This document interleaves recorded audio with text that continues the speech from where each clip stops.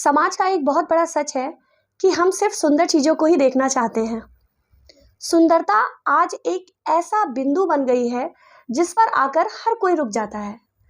देखा जाए तो लड़कियां लड़कों की नज़र से खुद को देखने लगी हैं और जहाँ तक है माँ बाप लड़कियों को ये नहीं कहते कि बेटा तुम पढ़ लिख कर काबिल बनो, बल्कि ये कहते हैं कि बेटा तुम किसी पढ़े लिखे के काबिल बनो।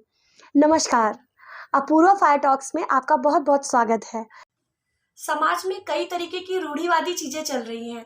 जैसा कि आपने देखा होगा, हमारी बेटियों को आजकल ब्यूटी टेस्ट देना पड़ता है। जी हाँ, अगर आप नोटिस करते हैं तो बहुत सारे पेरेंट्स अपने बच्चे को कुछ इस तरीके की बातों से ताने मारते हैं, जैसे तुम थोड़ी काली हो, उपटन लगाया करो, अगर तुम्हारा रंग साफ हो जाएगा ना तो हो सकता है तुम्हें एक अच्छे घर का लड़का मिले।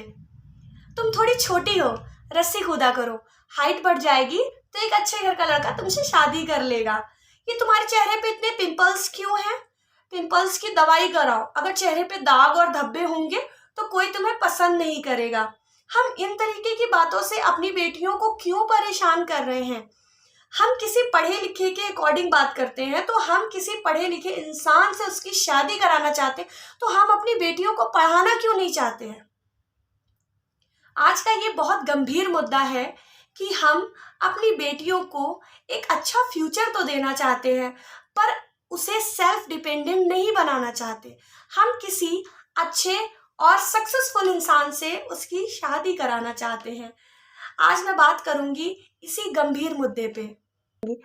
अगर हम अपनी बेटियों को पढ़ाएंगे तो उन्हें किसी पढ़े लिखे इंसान से शादी करने की जरूरत नहीं है, बल्कि एक पढ़ा लिखा इंसान खुद आकर आपकी बेटी से शादी करेगा, जिससे उसका फ्यूचर डबल स्ट्रांग होगा और वो खुद भी सेल्फ डिपेंडेंट बनेगी।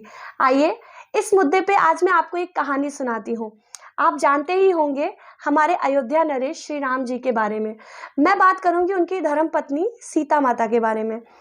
आपको पता है, सीता माता राजा जनक की पुत्री थी, राजा दशरथ की कुलवधू थी और श्री राम जी की धर्मपत्नी थी।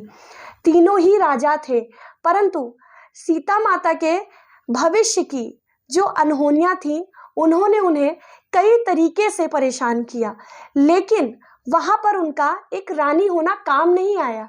जी हाँ, वहां पर उनका सेल्फ डिपेंड होना ही काम आया। सीता माता आत्मनिर्भर थी।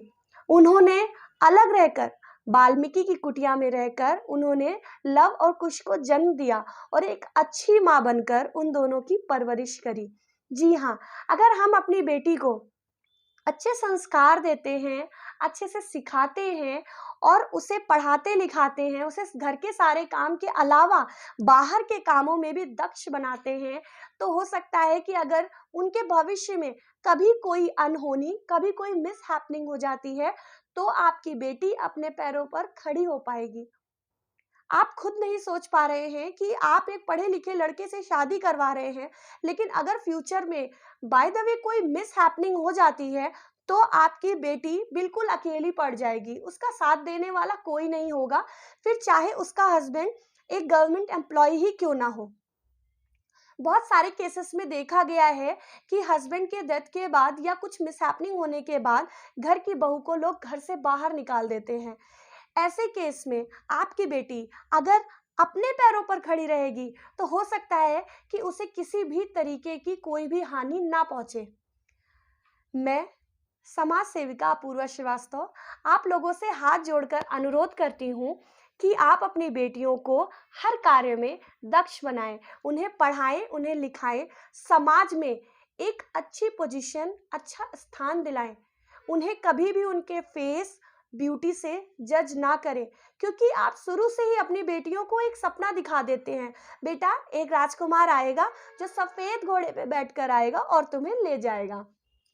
देखो, ये काम तुम मत करना, ये काम तो तुम शादी के बाद ही करना, ये तुम्हारा पति ही कराएगा। अगर बेटी कहीं जाने के लिए कहती है तो सुनो, तुम नहीं जा सकती हो, जब तुम्हारी शादी हो जाएगी तो तुम अपने पति के साथ जाना। ऐसा कहकर हम अपनी बेटियों को रोकते ही नहीं है, बल्कि उनके मन में एक इच्छा पैदा कर देते हैं कि जो भी काम होगा वो शादी के बाद होगा और उसका पति ही उसे कराएगा। जिसके अनुसार अगर देखा जाए तो आपकी बेटी मानसिक तौर पे बचपन से ही अपने होने वाले पति पे डिपेंड हो जाती है, जिससे वो किसी भी चीज को सीखने पढ़ने की इच्छा को, अपनी मन की शक्ति को खो देती है, जिसके अनुसार वो समाज में कभी भी अपने पैरों पर खड़ी नहीं हो पाती है। और आने वाले फ्यूचर में जब उसके साथ ससुराल में कुछ भी होता है, कोई मिस हैपनिंग होती है, तो घर वाले सिर्फ इतना बोल देते हैं कि बेटी तुम्हें तो समझौता करना होगा, कितनी भी परेशानियां हो वहां पर, लेकिन तुम्हें रहना ही होगा। ऐसा कहकर हम अपनी बेटी की जिंदगी को एक गहरे कुएं में डाल देते हैं, जहां से दोबारा निकलने की कोई भी आशा रुकती नहीं है। तो मैं अपूर्वा श्रीवास्तव आप लोगों से एक बात कहना चाहूंगी कि अपनी बेटी के लिए कोई सरकारी नौकरी वाला, कोई सक्सेसफुल बिजनेसमैन या कोई हाई फाई रिच फैमिली मत ढूंढिए, बल्कि अपनी बेटी को ही इतना काबिल बना दीजिए कि वो माँ सीता की तरह, अगर उसके जीवन में कभी कोई अनहोनी भी होती है तो वो अपने पैरों पर खड़े हो सके और अपने बच्चों को पाल सके। तो आज का ये जो मुद्दा था हमारा कि हम अपनी बेटियों को सुंदरता से जज करते हैं, हम अपनी बेटियों को मोटे और पतले से, गोरी और काले से जज करते हैं, ये सब करना आप छोड़ दीजिए। आप अपनी बच्ची की एक्टिविटीज़ को समझिए कि वो किस चीज़ में आगे जाना चाहती है, आप उसे आगे ले जाइए और उसे जीवन में आगे बढ़ने की एक नई धारा दीजिए। उम्मीद है कि आज की वीडियो से आप बेटियों के महत्व को समझ पाए होंगे कि हमारी बेटियां ही हैं जो कल का भविष्य है। तो प्लीज़ उन्हें सुरक्षित रखें, उन्हें पढ़ाएं, उन्हें आत्मनिर्भर बनाएं। बेटी बढ़ाओ, बेटी बचाओ। नमस्कार।